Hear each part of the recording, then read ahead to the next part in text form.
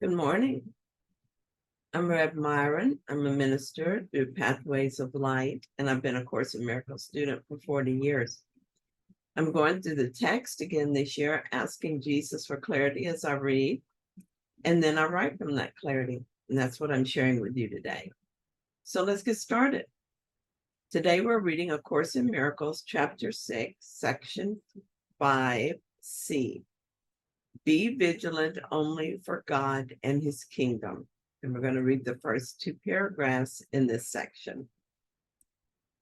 Paragraph 1 says, we said before that the Holy Spirit is evaluative and must be. He sorts out the true from the false in your mind and teaches you to judge every thought you allow to enter it in the light of what God put there. Whatever is in accord with this light, he retains to strengthen the kingdom in you. What is partly in accord with it, he accepts and purifies. But what is out of accord entirely, he rejects by judging against. This is how he keeps the kingdom perfectly consistent and perfectly unified. Remember, however, that what the Holy Spirit rejects, the ego accepts. This is because they are in fundamental disagreement about everything. Being in fundamental disagreement about what you are. The ego's beliefs on this crucial issue vary, and that is why it promotes different moods. The Holy Spirit never varies on this point, and so the one mood he engenders is joy. He protects it by rejecting everything that does not foster joy, and so he alone can keep you wholly joyous. One of the beliefs that the Holy Spirit purifies is time. We're told not to stay in the past, which doesn't exist, and not to send our mind into the future, which doesn't exist. This is a way the ego uses time to keep us in the illusion. The Holy Spirit uses time to awaken us. All I have to do is decide for awakening, and the Holy Spirit helps me to see things differently. The following is from my journal. It happened a few years ago, and it's a good example of how I've used this information. Yesterday, I was enjoying the leisurely morning of a snow day. We didn't actually get snow, but rather ice. Either way, though, the South doesn't tend to fare well in this kind of weather. We are so unprepared for it. There are no snow plows, no salting of the roads, and no one has snow tires. So I got the day off, 2 days actually. I love it. I still woke up early and went straight to my meditative writing and posting. But today it was done at a very leisurely pace. There were other things that I did. I worked on 2 of the Pathways of Light courses I'm doing with other people. I read and watched a video, a Course in Miracles video, and I made homemade bread and drank hot chocolate. Just a really nice 2 days. But yesterday, I remembered I would return to work the next day. Instantly, I was out of the now moment and into the future. A future which I based on my experiences from the past. A little bubble of contentment burst.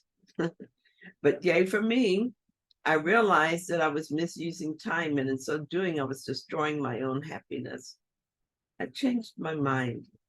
I let the thought that I need to think about tomorrow and thought that I know what tomorrow would look like dissolve.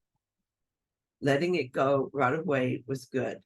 If I let it settle in for a stay, it would be harder to get rid of it. This is the right use of time, this catching wrong-minded thoughts and letting them go to the Holy Spirit. As I continue to allow the Holy Spirit to choose for me, many thoughts are being healed. I try to keep an I don't know mind. In this way, I give up judging, planning, and deciding on my own. One who knows does this for me. I just keep my mind open and ready to receive. Paragraph 2, the Holy Spirit does not teach you to judge others because he does not want you to teach error and learn it yourself. He would hardly be consistent if he allowed you to strengthen what you must learn to avoid. In the mind of the thinker, then, he is judgmental, but only in order to unify the mind so it can perceive without judgment. This enables the mind to teach without judgment, and therefore to learn to be without judgment. The undoing is necessary only in your mind so that you will not project instead of extend. God himself has established that you can extend with perfect safety. Therefore, the Holy Spirit's third lesson is be vigilant only for God and his kingdom. This is another example from my journal of a few years ago. I was learning to be vigilant for God, but would slip into the ego and then out again. It's much easier now, though I have not become vigilant only for God and his kingdom. However, I'm getting much closer. This is what I wrote about those years ago. I have learned to be vigilant for God and his kingdom, but that was not always the case. I've been vigilant for the ego for many years. An example of being vigilant for the ego is attack thoughts.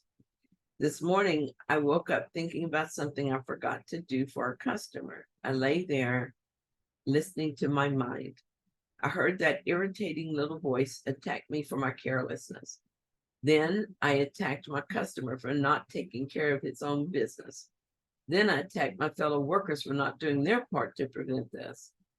The ego doesn't care who's attacked, as long as I'm attacking and defending.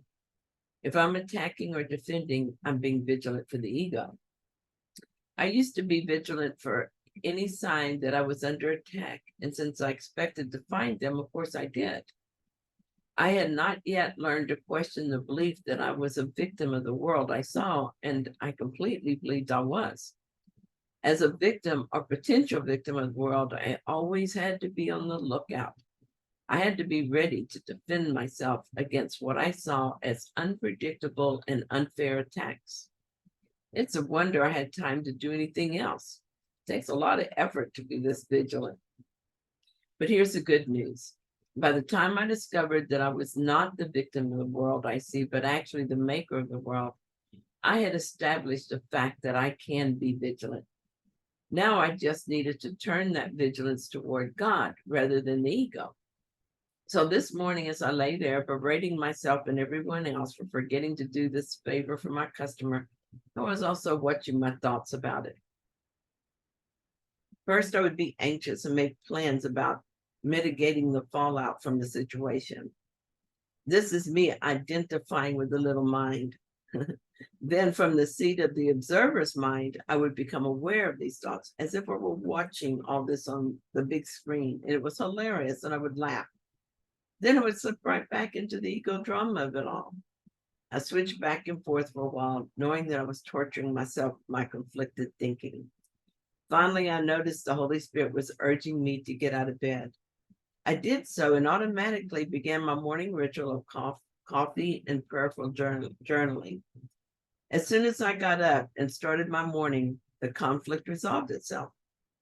My vigilance for God means more to me than my vigilance for the ego. I gave the attack thoughts over to the Holy Spirit to be judged and the situation resolved. I think getting out of bed was symbolic for me of choosing against ego. It was like washing my hands of the ego.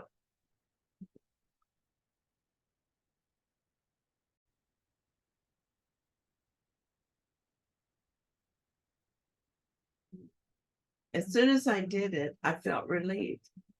It's funny how the mind works, and it's neat that I don't have to understand it. I only have to follow the guidance of one who does. While I was vigilant for ego, the attack seemed real and justified, and defending myself seemed an urgent need indeed. It was hard to pull my attention away from it. But when I became vigilant for the kingdom, the idea of attack seemed ludicrous, and my mind returned to peace. From the peaceful mind, I teach peace and I learn it. Thank you, Holy Spirit, for relieving me of the burden of judging. I gladly surrender judgment to you. Thank you so much for joining me this morning. If you found it helpful, then please like it. If you haven't subscribed yet, please do. And thank you for those who subscribed yesterday. I'll be back soon with another reading. See you then.